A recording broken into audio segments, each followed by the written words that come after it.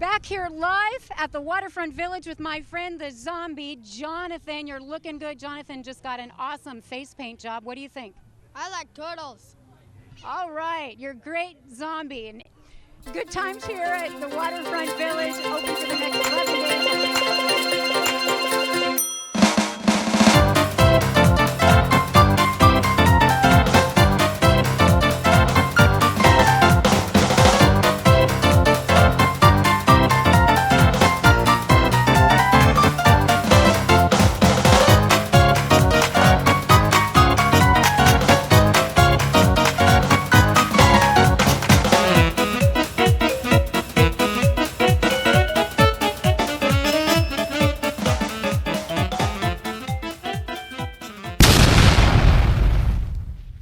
Turtles are reptiles that fall in the order Testudines, made up of tortoises and turtles, recognized for their shells made up of carapace and plastron.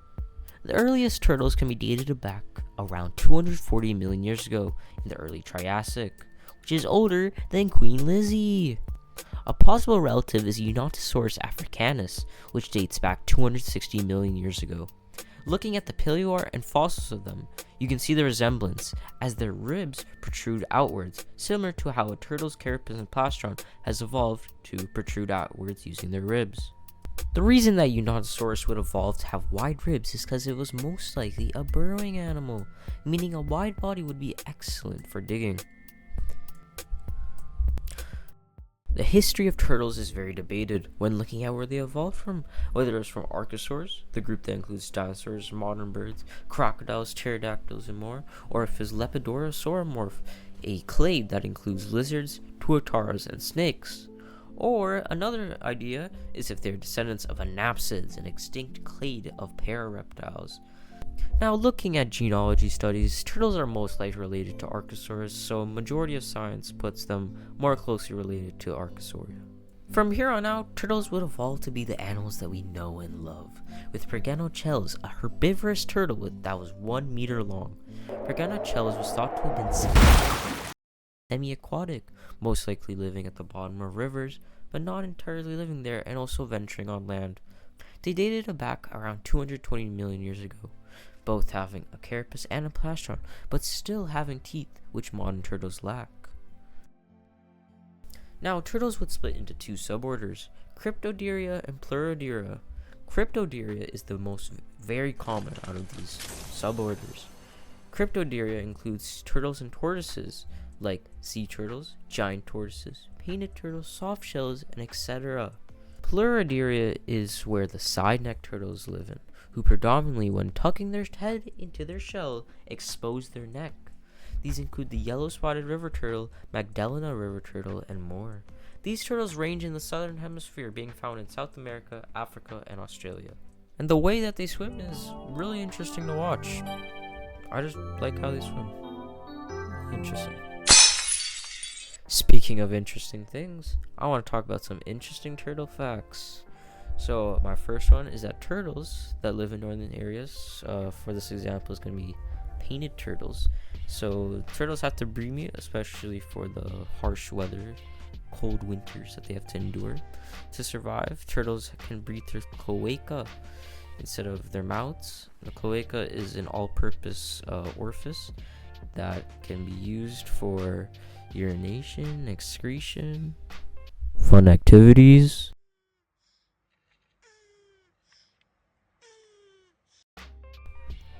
Turtles diffuse oxygen that is from the water they swim in through bursy sacs located in the cloaca. My next fact is turtle shells can withstand over 500 plus pounds of pressure if applied on the spine and evenly distributed. Turtle shells are made out of keratin and 4 scutes, and these scutes make up their shell and make them very strong. Not strong enough for this guy though. Box turtles. Yep, box turtles, more specifically terrapin, the American box turtles. They can fix a hinge on their belly that allows them to fully close their shell in, keeping them safe and sound from the world around them. Shy. For my last interesting fact, we have the Teenage Mutant Ninja Turtles, that one very successful brand of turtles are red-eared sliders, which makes sense as they're from a pet store. Red-eared sliders are commonly released pets and are native in the southeastern U.S. Their scientific name is Trachmaeus scripta elegans and are very invasive worldwide, competing for researchers from native turtles and can also carry diseases.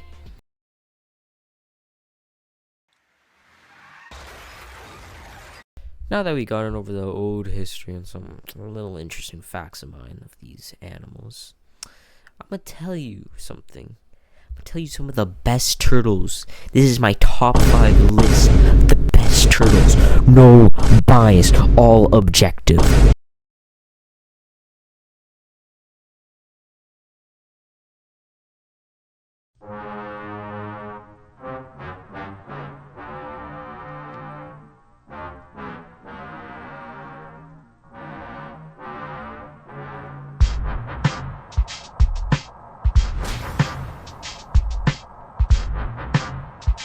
The entire family, Chelydridae, are home to the snapping turtles. The family is divided into 2 extinct genuses: Chelydra, including the common snapping turtles, Central American snapping turtles, and South American snapping turtles, and Macrochelys, including the alligator snapping turtle, an extremely rare and newly declared species, the Suini snapping turtle, which is only found in a river basin. The common snapping turtle is the most widespread of the snapping turtles and is native here where I live in Ontario. Snapping turtles are carnivorous and will eat anything that can get in their mouth.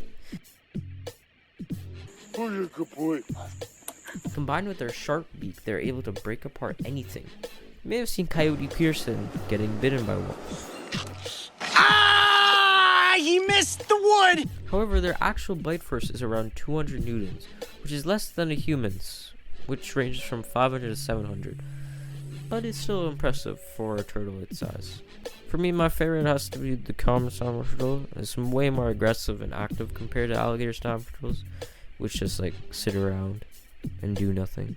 To be fair, the way they hunt is very interesting, as they're ambush predators that sit down, and they got this like worm-like tongue that has evolved to be act like a worm, and it'll actually obliterate anything. Like fish will go be dumb and all that, and go in its mouth, get killed. But that's a really cool thing. That's something I really like about them. I think I'm going off the script.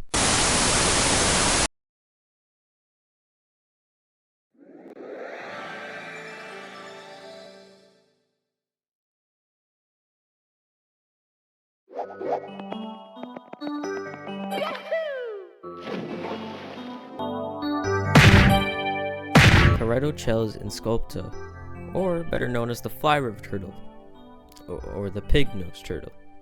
They're opportunistic animals which eat anything, but mostly vegetation. Fly river turtles are angelic beauties of animals. The way they swim is so unique to them. You might have seen me talk about how side-neck turtles already swim, but this one's unique. They're native to northern Australia, Iranian Jaya, and southern New Guinea. They have a soft leather-like carapace with counter-shading of gray and white as camouflage. The fly river turtle uses its snout not just for breathing, but also as a sensory organ to help it find food in the murky, coastal waters it lives in.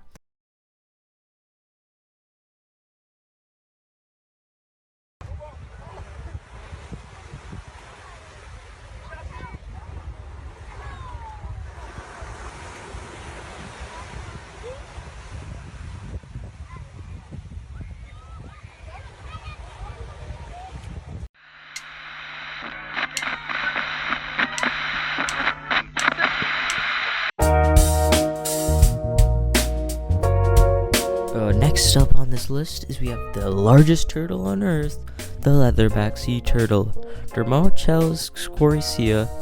I'm noticing a pattern with shells in a lot of these turtles' names. Measures 2 meters long and 500 kilograms heavy. They have a leathery shell, unlike the hard carapaces of other sea turtles, which might be why they're called leatherback sea turtles.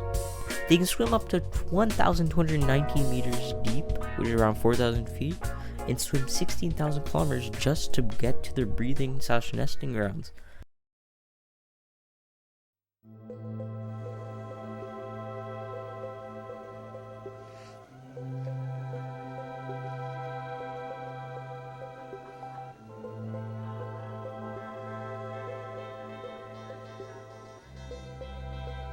Chelanoidus niger.